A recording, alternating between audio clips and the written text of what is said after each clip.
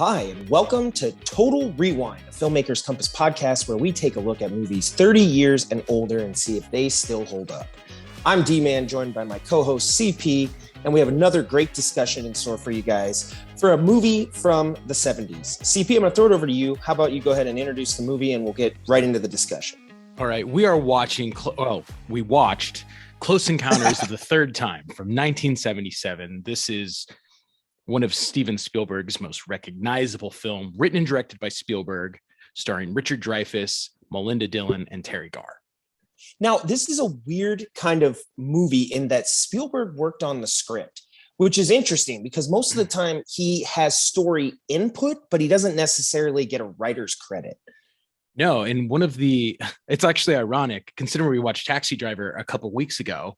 The directors of Taxi Driver, Michael and Julia Phillips, or the producers, I don't know how to speak, who produced Taxi Driver, also produced this film. And Paul Schrader, the screenwriter of Taxi Driver, actually worked with Spielberg on writing some of the early drafts of Close Encounters. Interesting. Well, Close Encounters of the Third Kind, what was fascinating, I had to look it up. I was wondering, what is the third kind? Now, I guess that's a reference to the types. Mm-hmm. Yeah, to the types of encounters that people claim to have with aliens. The third kind being one where you actually see a physical form. Is that correct? That's my understanding. I had to look it up too. I don't know. Yeah, I was like, I don't know what that reference is. Now, they do say close encounter in the movie multiple times, but I didn't hear anything that was a direct definition. Like someone's like, oh, this is a third type of encounter. Mm-hmm. I didn't hear anything like that. So I was like, unless the movie doesn't, kind of solve that riddle for you. So what's interesting, to get the conversation going is culturally, Close Encounters of the Third Kind. That term, close encounter, was probably popularized by this movie. And it's often referenced, in that kind of a sci-fi genre of the sci-fi realism versus kind of sci-fi fantasy, which is like, hey, well, here's my Star Wars reference. Can we go an episode without you referencing Star Wars, dude? I don't know. Star Wars is like sci-fi fantasy. This is like sci-fi realism. And a lot of people who claim to have had UFO experiences also often refer to Close Encounters as, the reference point for most people to get an understanding of what they kind of went through. Yeah. I thought that was interesting. Yeah. They had talked to experts and everything before they shot the movie. And I don't know, something I had never noticed. Did you notice that the Pinocchio theme song was built into the theme for this movie? I noticed it at the end when he goes into the ship. It's like the Wish Upon the Star. Yeah, Wish Upon a Star. Yeah. I did not know that. And I guess it plays at the beginning when he's like messing with his like trained models. And Spielberg said, didn't catch that. He said that he wanted the feeling he got when listening to Wish Upon a Star to be the feeling that he transferred to the movie and that the viewer would take away from it. Now, I don't criticize Spielberg often, but I did not get that feeling. No, I mean... So if that's what he was going for, I didn't necessarily walk away with that type of, kind of imaginative, open feeling of Wish Upon a Star. So I was like, I don't know exactly what he was referencing there, but it's built into the movie twice. So it's very deliberate. And he said that it was part of the inspiration for the film. So I don't know. What did you think? Oh, man. I did not get that either. And when you listen to Spielberg talk about this movie, he talks about it invoking this sense of wonder. And he talks about just the beauty in humans and extraterrestrials, two different species communicating through this emotional medium of music. And he talks about it with such love and admiration. And that his heart was in this film. I do not get it. I watched Close Encounters. I mean, probably I'm not going to lie. Before we watched it, to talk about it this episode, I think the last time I saw it, I was probably 7 years old and it scared the crap out of me. And it is still a terrifying film, I think. I think this is like, a horror movie at its best. I don't get this feeling of wonder and fantasy and grand adventure that Spielberg wanted to evoke.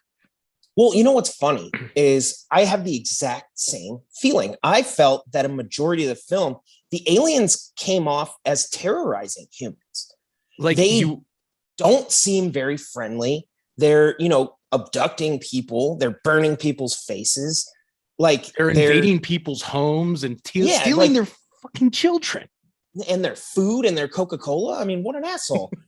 And it's one of those things where for a majority of the film, I was not getting that sense of wonder. It felt like signs. You know what I mean? Like, and I don't know, maybe us growing up in Indiana and this movie is set in, Indiana, the land of like boredom in middle America. Maybe it struck a different chord as us, where as a kid, I was like, shit, if I go outside, I'm going to get abducted. Yeah, but even the end, like they're making music, right? There's kind of like this, I mean, ironically, this underlying tone that, I mean, at any moment they could just unleash hellfire on all these people and take them out. Like, it's like they're playing around, they're having a goofy time, and then it's like, yeah, all right, let's get this over with, and then just like total Independence Day moment. Yeah, like so. I don't know. It was weird because I didn't get this sense. But what I do want to say is I do get that sense when I watch E.T. the Extraterrestrial. So what's weird, I think Spielberg hits that note in a different movie. I just didn't get it in this one. E.T., he's a friendly alien. He likes Reese's Pieces. He's just friends with a kid. He dresses up like a ghost. He helps everybody. I don't know. Like E.T. has that sense of like an alien is just another being. It's not this, thing here to take out humanity. Where I don't know, I didn't get that vibe here. Even though at the end, like you said, they make magical music and they end up releasing all the people they abducted. Thanks.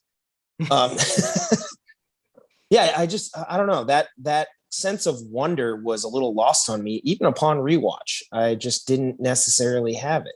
So kind of a shame. But yeah, so we have Close Encounters. This was the movie. I didn't know this, but apparently Close Encounters made like a ton of money. Yeah, I read that. Yeah, like I was reading. Okay, so apparently Spielberg secured the funding for this movie, $2.7 million. And it ended up costing about 20 million. So Spielberg, if you were convincing everyone that you can manage that budget, I mean, man, that is way over budget. But by percentage, that's insane. Yeah. So anyway, the movie went over budget. I guess so the original budget for the film was 2.7 million. To make the spaceship models, they spent like 3 million. So right away, they're like, there's no way we can make this movie for 2.7. So it's weird because this is a movie that really kind of, made Spielberg a mainstay. I think his movie before this was Jaws. Mm-hmm. So after this one, he was now, like the hottest director in Hollywood. Everybody would throw money at Spielberg. He could make whatever he wanted. And I think he did after this. I don't know exactly what his next movie was on his filmography, but I know after this is E.T. and Raiders of the Lost Ark, two of his most classics of all time. Yeah. So, he's in his prime here. He's also messing with those themes that Spielberg often does of like childhood, like wonder. And he loves early on, he loved to tell stories about, forces outside of our control. Right. I know later some of his works include, looks at actually like a realistic war, all that type of stuff. But here he's still playing with those kind of themes of, aliens and sci-fi and all that, I think where Stranger Things gets all their inspiration. Yeah, I think another interesting theme he looks at, right, in a lot of Spielberg's films, he addresses the absence of a father figure. And what's interesting about this is one of his only films where he actually essentially follows that father figure on their journey where they leave their family behind. Yeah. And I thought that was kind of an interesting twist on what he tends to do. True. Now, when it comes to the effects in this movie, how did you think they held up? I actually thought it looked pretty good. I mean, the scene where he is in the electric truck and he's lost on the road Yeah. and the UFO comes overhead and everything starts blowing. I think that is as an amazing a practical effects in a scene as you will get today.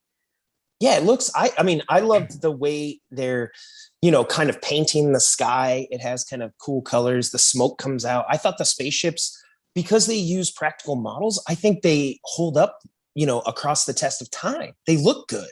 It looks Yeah. right. It doesn't come off to me as effects from the 70s. I'm like, no, it looks good. Yeah.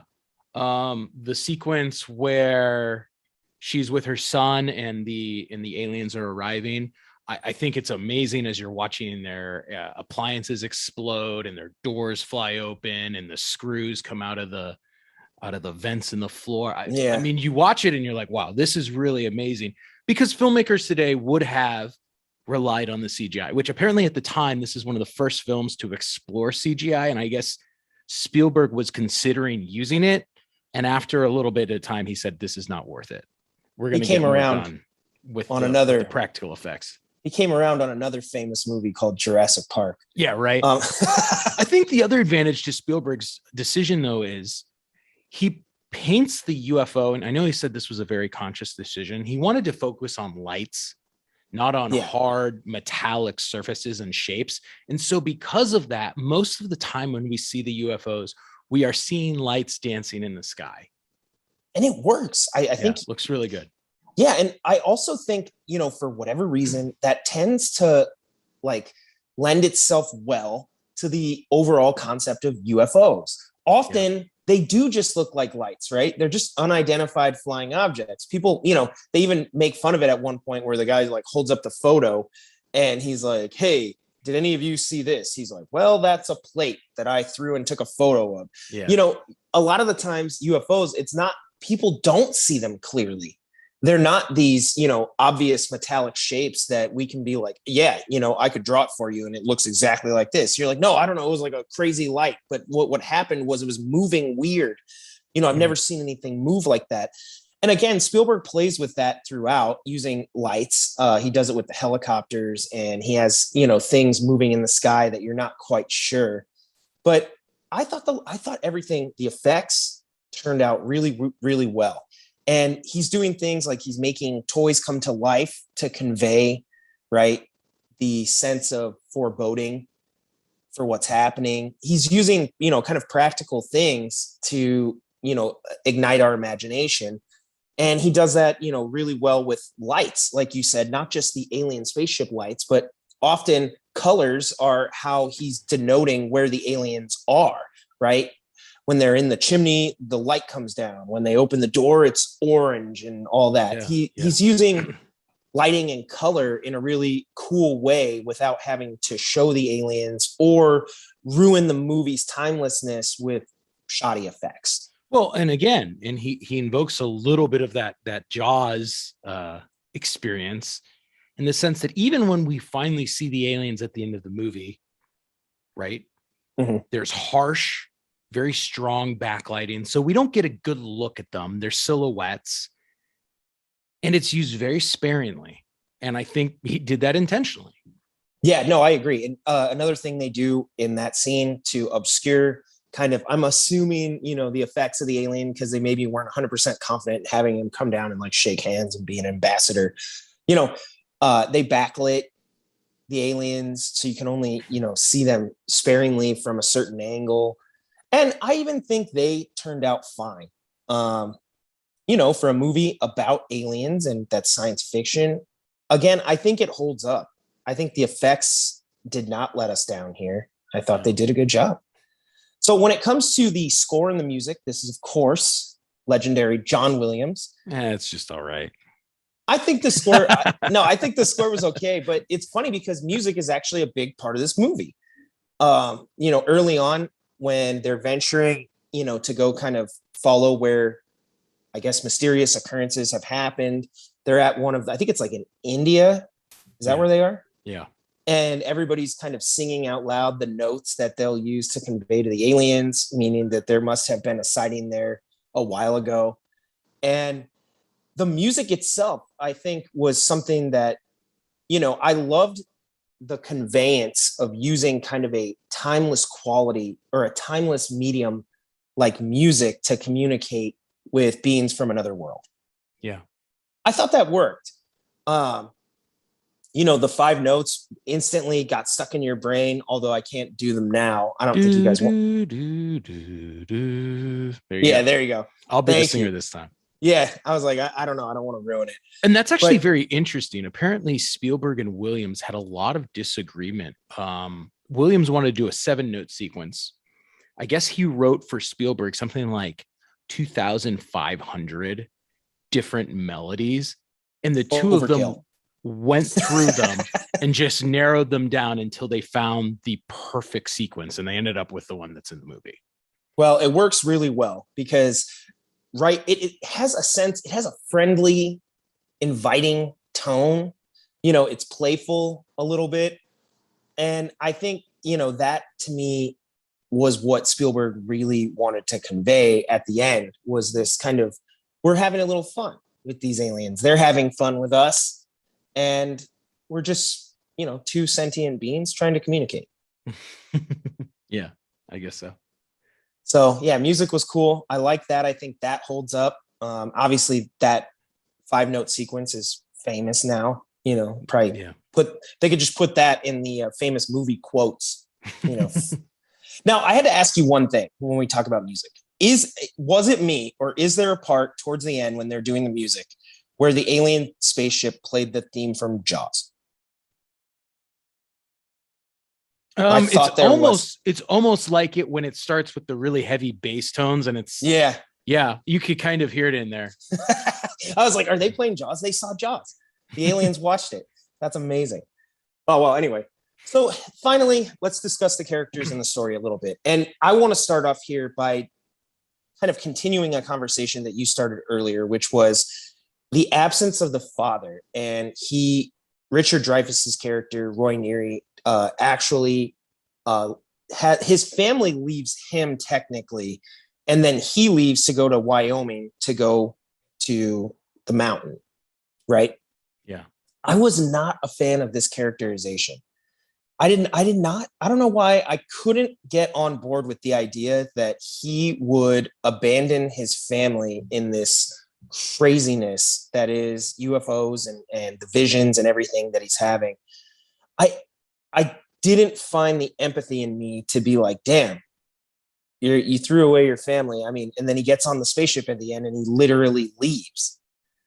So yeah, I was like, I didn't care for it. I always felt the same way as a kid. It really disturbed me. And watching it now, like, I just kept thinking, so what you're telling me is these kids are going to grow up and they're going to be like 30-year-olds and be like, my dad just disappeared one day. Like, where the hell he go?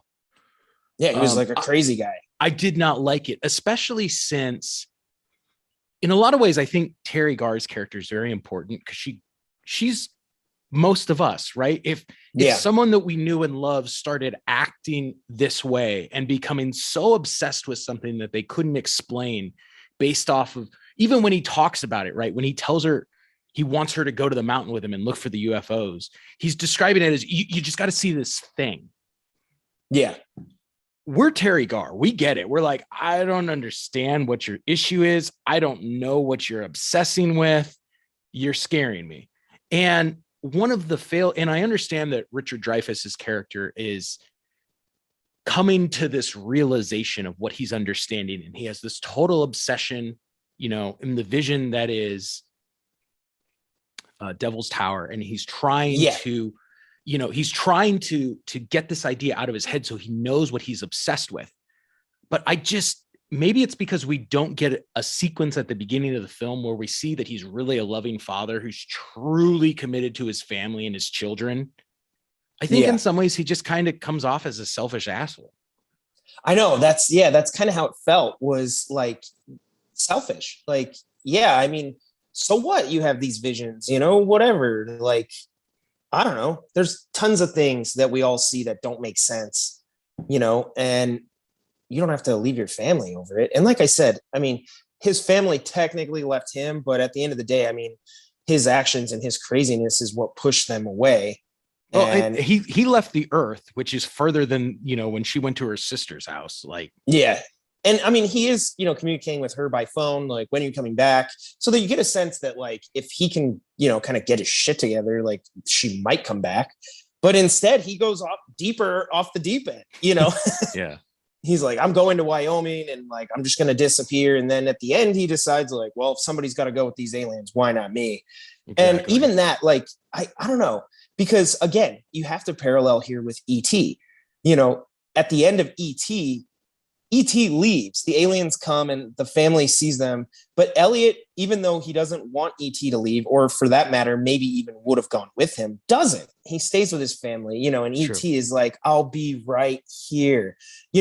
He's telling him, like, just because you had this experience and everything doesn't mean you have to fly off into space. Like, what's more important is that you be with your family.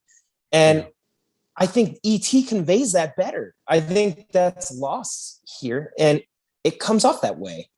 So it was hard for me to get on board with his character, even though obviously, like, if I was just, a single guy and could go chase aliens, I probably would.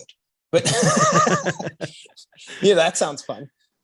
But, it's like, hey, man, you got other responsibilities. So leave it to maybe, some UFO loner or some young buck.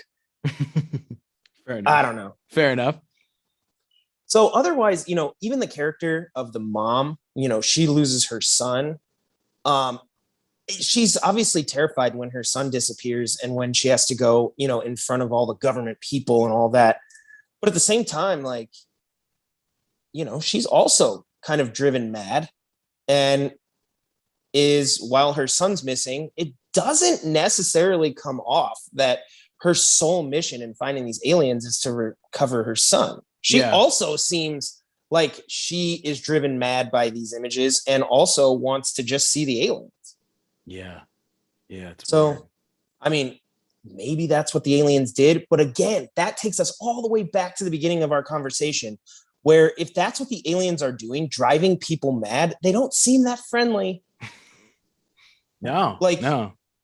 If that's what's happening, then I'm like, no, I mean, I don't want to see any aliens. I don't want to be driven mad. So I don't know. They don't come off the way I think there was supposed to be this sense of wonder or something. I don't know. It's weird.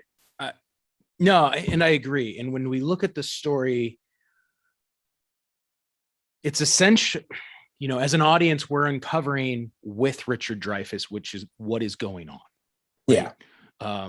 We get a bunch of weird pieces of this scientific team kind of investigating these aliens as simultaneously Richard Dreyfuss is experiencing it, and our desire to figure out what's going on. And as we're like, okay, these are aliens. Is he going to, are they going to contact him again? How is this going to end is really the driving force beyond the film.